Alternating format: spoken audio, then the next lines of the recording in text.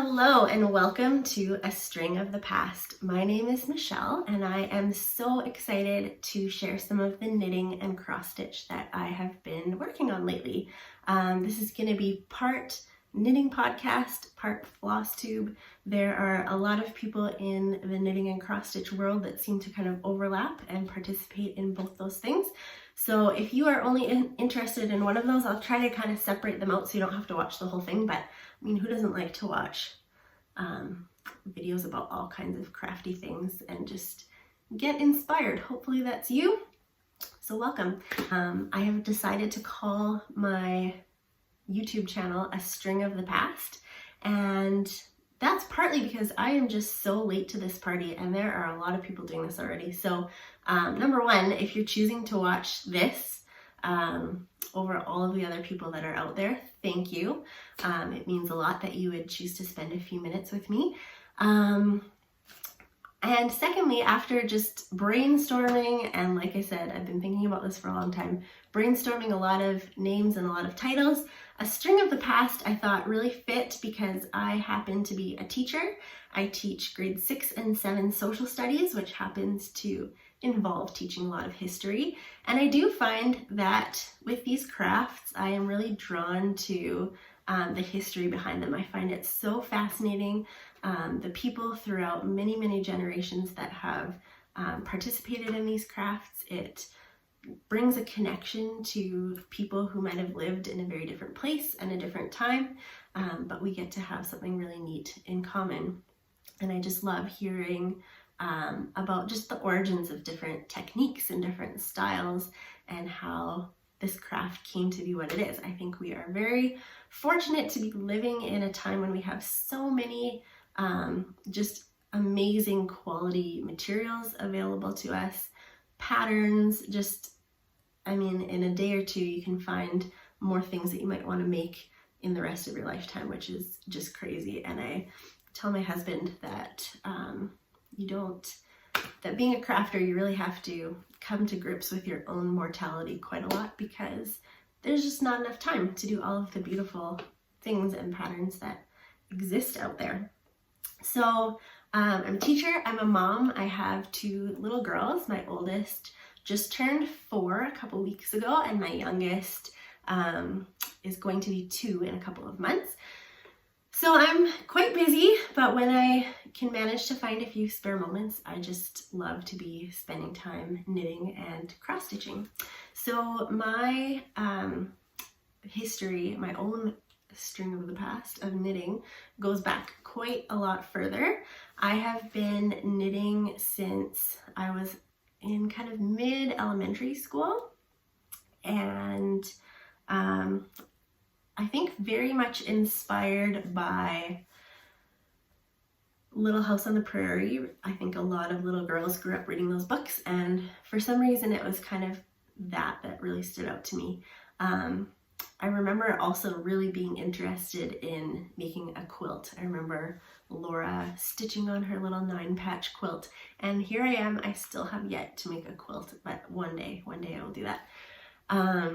So yeah, my mom, who is more of a sewer herself, funnily enough, had some very basic knitting skills, and so she taught me basically how to cast on and how to knit. She couldn't remember how to purl, so for a very long time I just knit big long strips of things. I knit squares. It was just a big garter stitch party in my life for a long time.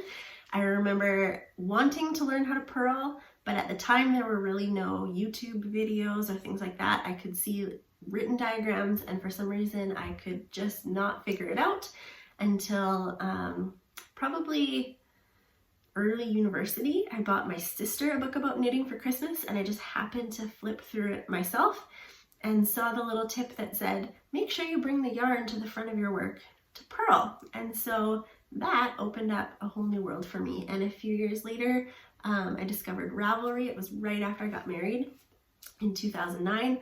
And so since then, I've been able to just learn a lot, teach myself a lot from YouTube. So knitting brings me very far back into my own past. Cross stitch as well. I kind of dabbled in it a little bit when I was maybe 12, 13. I remember being maybe grade 6 or 7, we had a department store here called Zellers. I am in Alberta, Canada, by the way. I don't think I said that. So we had good old Canadian staple Zellers. And so I remember going there and just the thrill of buying like a $6 or $7 little mini cross stitch kit. I mean, that's still thrilling. I think my love of buying craft supplies started very young as well. But I did a couple little kits, and then I remember buying a bigger one with a whole bunch of jungle animals. I don't know if it was full coverage, but there was a lot of stitches in there, and I can remember a few occasions working on it when I was babysitting, and I have no idea what happened to that, and I suspect I did not get very far on that. So if I ever find that, maybe I'll finish it, but it's been a very long time. A couple of years ago, I was watching one of my favorite knitting podcasts, which is A Homespun House with Molly, and she was showing a cross stitch pattern that she had been working on by the Frosted Pumpkin Stitchery. And so I Googled them. I discovered this world of cross stitch patterns that I had no idea existed. And so I started looking on Etsy and finding all kinds of things. And I thought, I don't really want to be a cross stitcher. Like, I'm always going to be really dedicated to knitting, and I can't, I don't have enough time to add another hobby to my life. So I'd like to do some cross stitch maybe, but I'm not going to be a cross stitcher. And you can imagine how that story ends.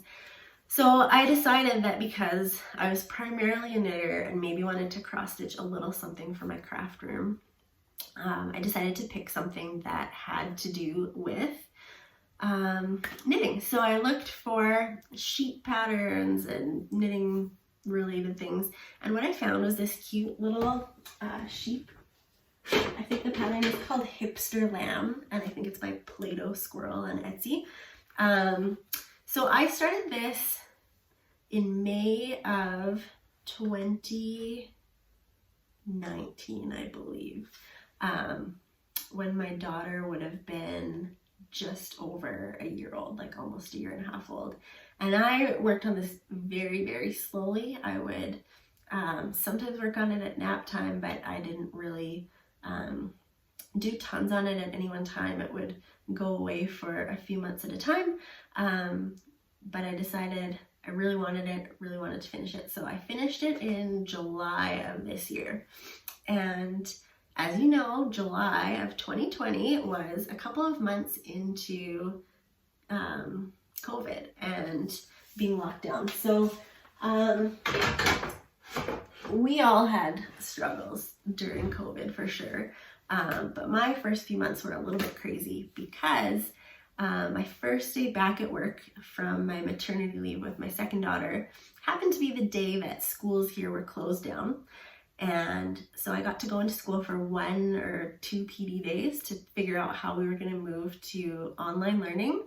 And I taught the rest of that school year from home. And thankfully I was part-time, because I don't know how I would have managed my own kids and teaching life. It was quite something. But through that, I had to film myself a lot, and I realized that, you know what, I can actually maybe get on board with watching myself and hearing myself. Maybe I could actually have a podcast. So here we are. In my thinking that I was never really going to be a cross stitcher, really got quickly sucked down the rabbit hole. I thought, okay, I'll do a few things. I'll look at, there's a couple cute things on Etsy. You know, maybe I can get on board with that. Last year, before coronavirus, I happened to be in Phoenix kind of area with my family, and my husband had a trip planned with some friends of his, but we decided to make it into like part family vacation too. So my mom came down with us so that she could help me with the girls, who were at the time not quite 3 and like 10 months old. And so while we had our few kind of days of girls trip, we did some shopping here and there, and I tend to look for yarn stores whenever I go on holidays. And it happened that we were staying really close to a little store that if you are into cross stitch, you've probably heard of, and I'm totally forgetting. I think it's the Attic Needlework, something. And so we went in there and I browsed around, and my kids were a little bit on the move, so I went through quite quickly. I found a pattern by Satsuma Street, which I was familiar with because of Etsy, and all through the store I saw all of these primitive samplery looking things, and I was not at all familiar with that, and I was thinking, oh my goodness, like what is this store? I guess there's a lot of old people that live here in Arizona and maybe they're into this stuff. And of course, duh, there's lots of people my age that are into this stuff now that I realize what is out there. So I unfortunately missed an incredible opportunity, I think, to discover some of those things that were there. I was in and out of there pretty quickly. I bought one Satsuma Street pattern, and I bought one piece of really plain white linen, and just kind of put it away for my future crafting purposes. And then throughout COVID, I discovered Flosstubers, and again, I don't know what's wrong with me, but I thought, well, I'm a knitter, I'm not gonna watch videos about cross stitch. That would be like admitting that I am now a cross stitcher, but I did. And one thing that I discovered that maybe even exists more so in kind of the cross stitch world than the knitting world is like the planning side of things, and the having lots and lots of projects on the go side of things, and almost making it into like a game how you're going to work on some of these different things. And that speaks to me. That is how my brain works, and I thought that I was super weird and the only one that was kind of like that. I know there's kind of things like that in knitting as well, but I just feel like I saw a whole new side of it when I saw some of these people on Flosstube.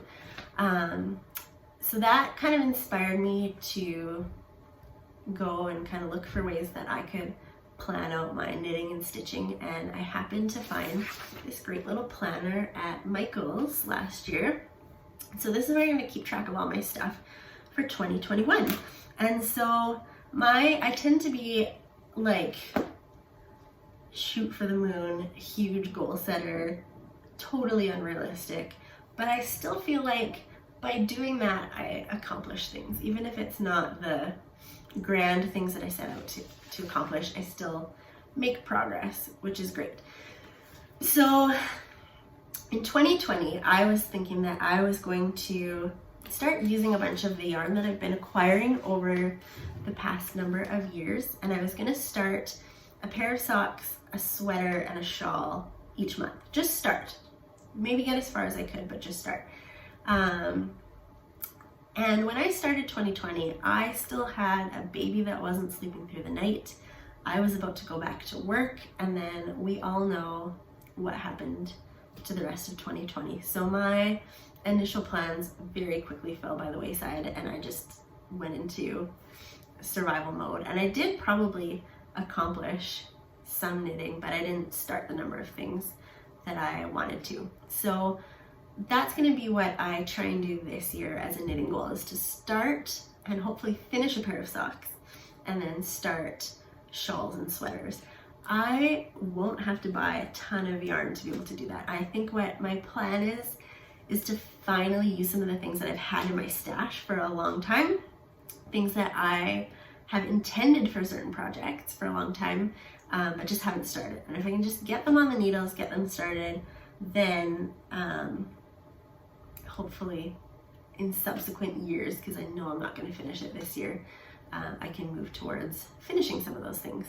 And cross stitch wise, since I'm pretty new to it, I don't have very many projects going, and so I wanted this to also be the year of starting a whole bunch of things.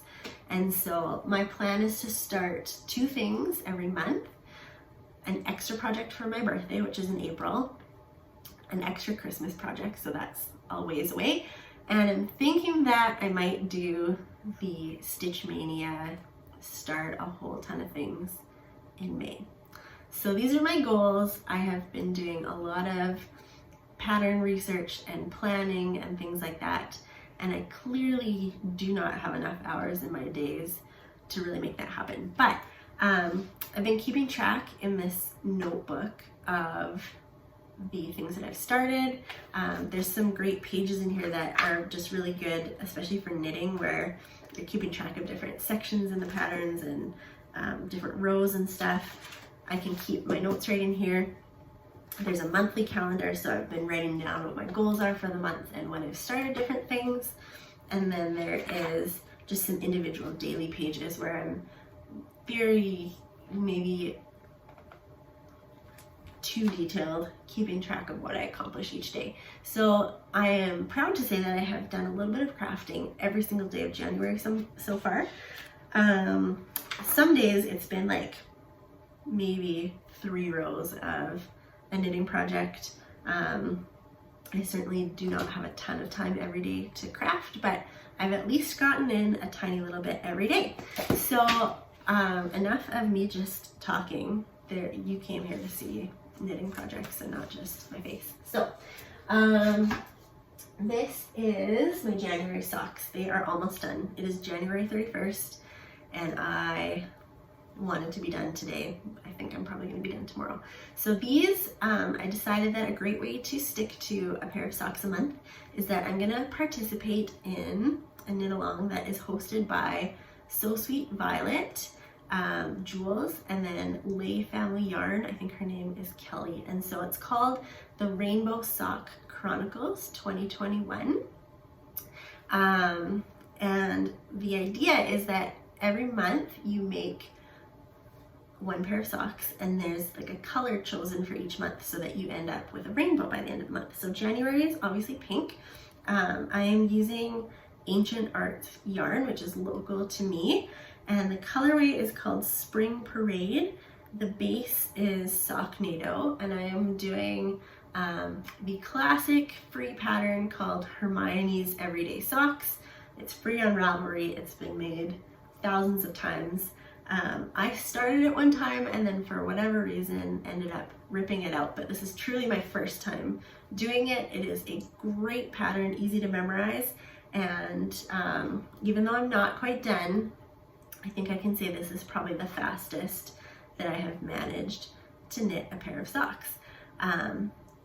You will quickly find out that I sometimes have a tough time sticking to my goals and finishing stuff, but I am gonna finish these. I don't know with the knit along if you have to finish them by the end of the month to be eligible for the prizes and things that are part of the knit along. And at this point, I don't even care because I feel like I'm pretty accountable to staying on track, and I will get these done and I will get my February pair started. And I have the yarn picked out for that already. It is also Ancient Arts.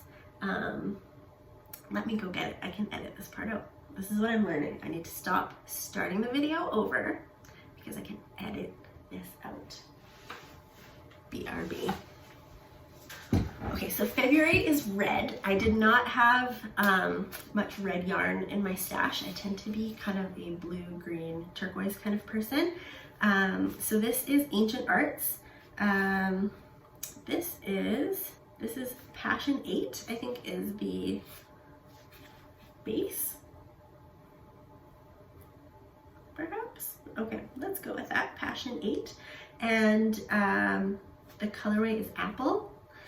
So yeah, there it is. I really like it. It's very tonal. I am very lucky to have a yarn shop that opened a couple of years ago very close to me. On a nice day, with maybe not my kids with me, I could walk there. So it's great, and it's also maybe not great if you're my husband and you don't like spending money. So that's that. So then start a sweater was goal 2. So I swatched finally for a sweater that I've had the pattern for a long time.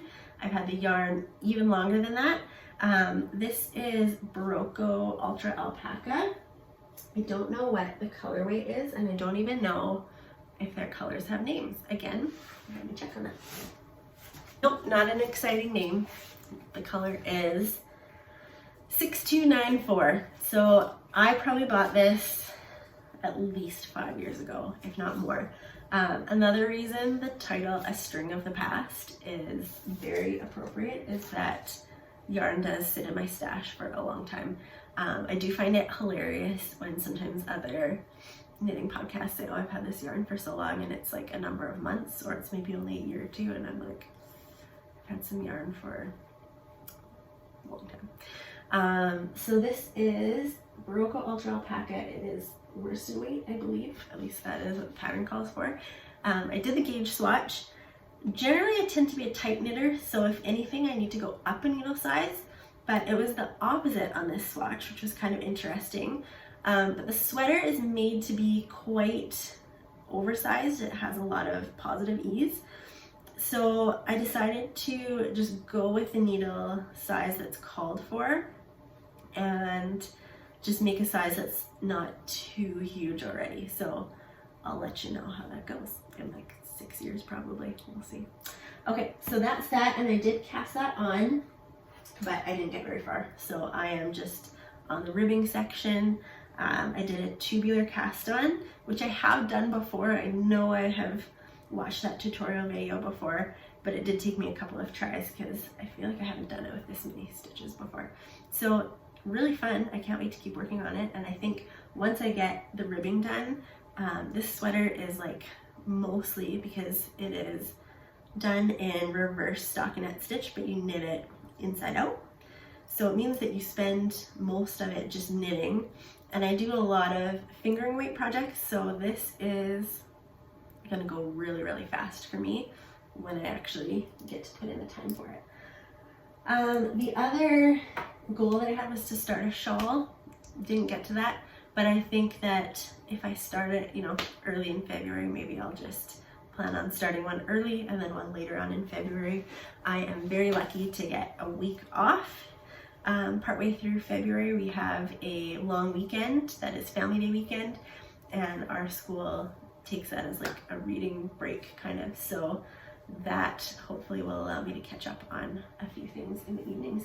So last year for my birthday, which is in April, I got these yarns with the Andrea Mallory pattern in mind. There's all the faded ones. Which one is this? I believe it is So Faded. What the Fade? No, it's What the Fade.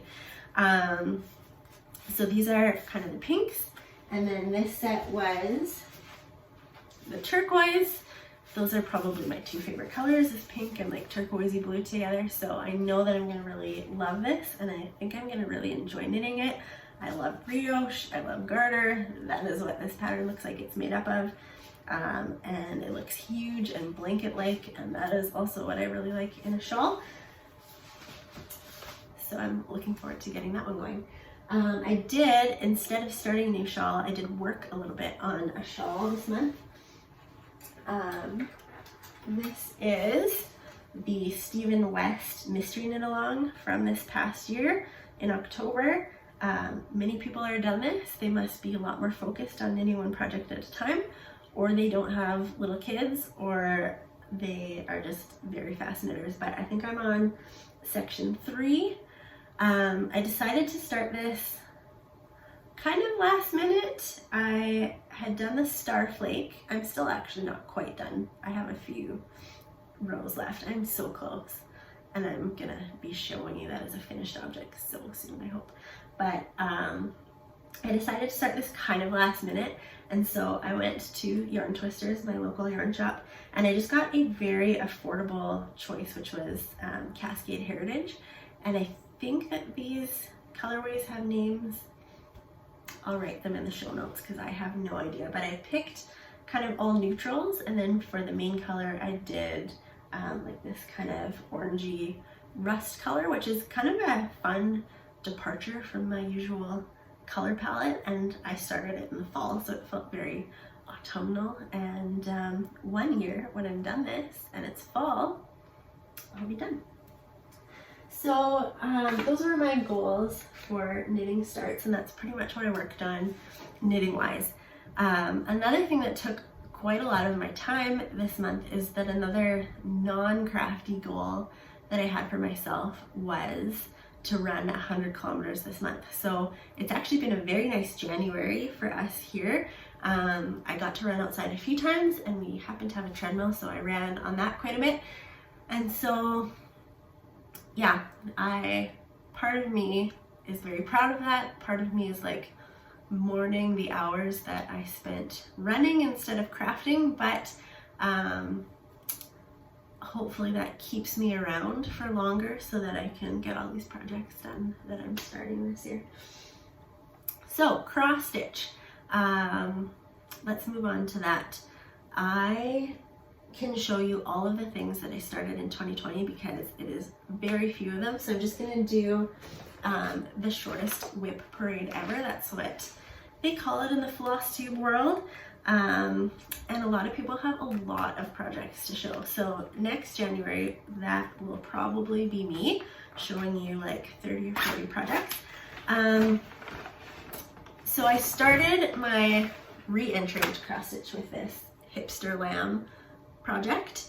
And from there, I thought, I think I'm ready for linen, and I had been eyeing the frosted pumpkin stitchery for quite a while because that was what kind of signaled me to discovering that there were all these great knitting patterns out there.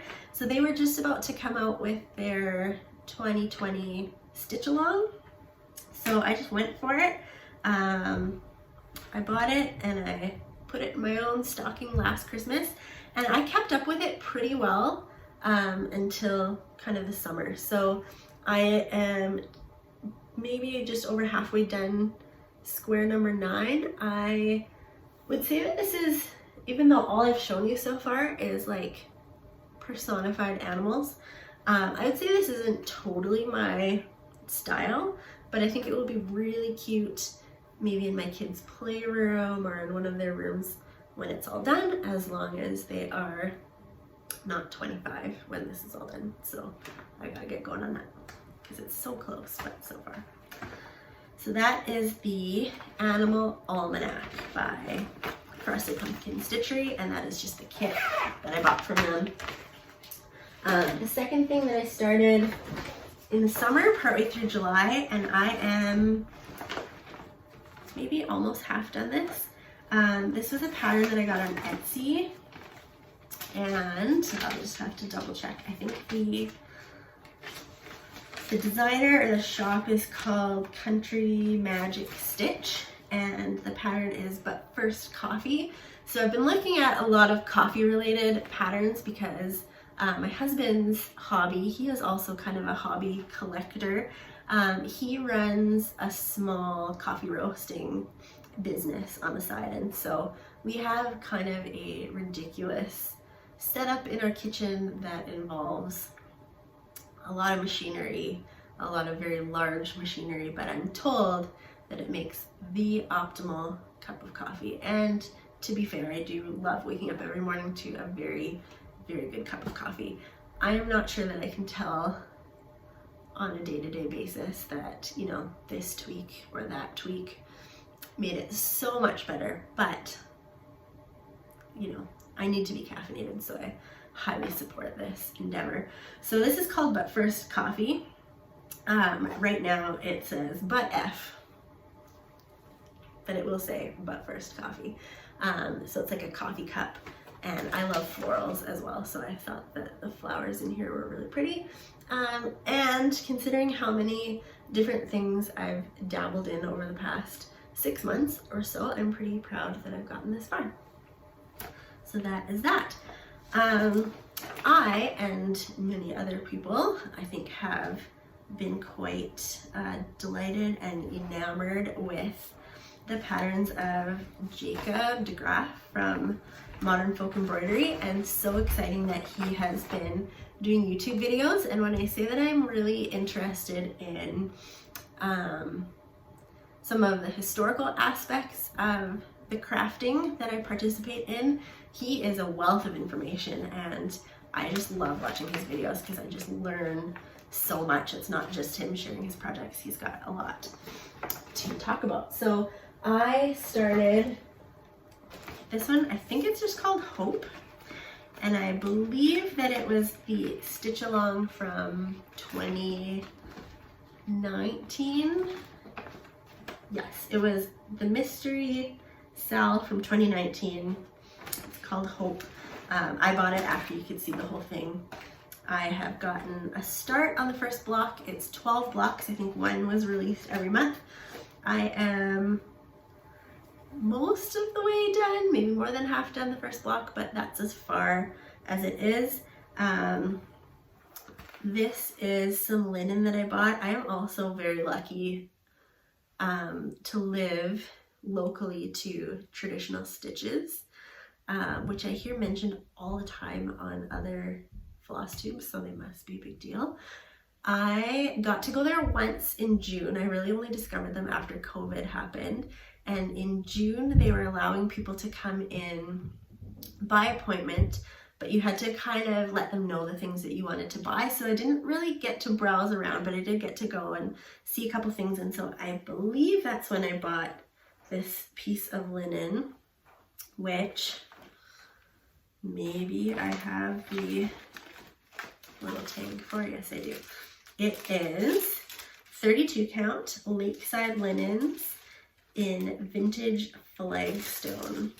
So yeah, so I've been really obviously enjoying working on linen and trying to acquire a little bit of a stash. I can maybe show you a little bit of what I bought. I may save that for next time because I feel like those people who start Flosstubes and say, oh my goodness, it's been this many minutes, they are not kidding. It's been like half an hour already. Okay, and so then 2020, the year of starting all the cross stitch. I am quite interested in just all different types. As you can see, I already have some kind of more sampler type things. I have some more modern type pieces. I also kind of started looking at full coverage cross stitch, and there's a lot out there that I feel like I'm quite picky about full coverage cross stitch. Like, if I am gonna spend that much time and energy and quite a lot of material on a cross stitch project, it has got to be a picture that I really, really like. And so I will try to put the full picture in here. I have no idea what I'm doing technologically here, so in future episodes I'll say with confidence, yes, I will pop that picture right in here, but this time I will try to pop that picture right in here. This pattern is from Golden Kite, which I hear have really good patterns. I have nothing to compare it to. I watched a lot of tutorials about parking and got kind of interested in that technique, so I thought I would try it out on this. And I also, when it was Amazon Prime Day in November or something like that, I bought the cheapest possible Amazon Fire tablet. I think it was like 50 bucks, so that I could get Pattern Keeper. And oh my goodness, I cannot even imagine how you would do one of these without having Pattern Keeper. It would be crazy. This already, I spent, I haven't worked on this in a little while, but I spent a few days at the beginning of January when I was still off from school working on this. And I'm only like, how many boxes here? 1, 2, 3, 4, 5. Like, I'm not even quite 600 stitches into this, I don't think. It's taken quite a long time, especially setting up new colors and stuff. I'm hoping that it goes a little bit faster. I should really be bringing my projects a little bit closer. So if you can see that, that's how far I am. It is quite funny to zoom in on the picture that it's going to be and be like, oh, look, I'm in that tiny little corner there. I calculated that if I get about this much done every month, I will get this project done when I am like 70 years old, and that's not even a joke. So I think I'll be retired by then. I think my kids will be a little bit more independent by then, I'm hoping. So like maybe I can speed that up a little bit, but this is my meager start on it. And my mom asked how big it's gonna be, and I was like, well, I don't know if it's gonna use the whole fabric, but it is like a blanket. Like, hello, you can't even see all of it, but it's humongous. So life goals. The second project that I started is another modern folk embroidery. I you know, want to get in on all the yearly stitch alongs, but I'm only going to start 2 projects a month. So I'm planning on doing the Frosted Pumpkin Stitchery one again when it comes out. There was like a teeny little hint dropped, and it looked like it either has something to do with coffee or maybe warm beverages, so that sounds like I'm gonna enjoy that. But the Modern Folk Embroidery one, you can see the entire picture right away, so I already know that I like it. The way that it's designed is on kind of a neutral fabric with like 2-tone colors. I think he used 2 shades of blue in the example, and if you look up the hashtag, I think it's MFESAL 2021. There's lots of really neat color combinations out there. I decided to get kind of like a more colorful fabric and then go neutral with my floss. I also trying to be a little bit thrifty because I'm trying to start a million things and buy stuff for a million things, so I'm trying to spread out the budget a little bit. I decided to get 40 count fabric so that it didn't take up as much space. So this is 40 count Weeks Dye Works in Dove Gray, or I think it's just called Dove. It's actually quite green in real life. I don't know if that will sort of show up on camera. And then I'm using kind of an off-white, I'll tell you the DMC number in a second, and then just the 310 black. So I'll bring it a little bit closer. I'm not super far in it, but I love the way it's looking. I'm just using 1 strand. Everything that I've done so far, I've used 2 strands on. So I quite like that. The stitches are so delicate and tiny, which is quite fun. And yeah, I'm just using DMC 310 for the black, and 3866 is the kind of off-white color. I had thought about doing like 2 shades of gray like this, so I had bought these, but I was finding that the darker gray was blending in too much with the fabric, so that didn't really work. I couldn't use that one. And then I had thought about the lighter gray with the off-white. They were too similar to each other, so I just eventually decided to go kind of the more extremes, the black and the white, and I like how it's turning out so far. So yeah, plans for February. I'm gonna start those socks. The next sweater that I will start, I don't know yet. I have the yarn for a couple of different ones. So yeah, I think I just need to like settle into some of the things that I've been working on. I may just use the first couple weeks of February just to kind of keep the momentum going on some of these projects that I've started, and then maybe wait until I have that week off to start some new things. So perhaps that will be a good time for another episode to come out. I don't know how quickly I'm going to be able to create all of this content. I don't know how long it's going to take me to edit this or get this uploaded. There's like a big adventure ahead of me still, I feel like, in just the technological side of this. So it's January 31st when I'm filming this. We'll see if this is up in the first week of February. That would be really great if it was. If you have made it through episode 1 ramblings, I sincerely hope that you feel some sense of accomplishment. Thank you for sticking with me. I really anticipate like 5 to 10 people to watch this, and so if you are one of them, say hi. I am just really excited to share my crafts with some like-minded people who might also find this inspiring and encouraging, and who, you know, we have something in common with. So please feel free to comment. You're of course welcome to subscribe. And yeah, thank you so much. It means a lot that you would spend your valuable time with me. So have a wonderful, however long it is till I see you next. Keep those needles moving and have a great day.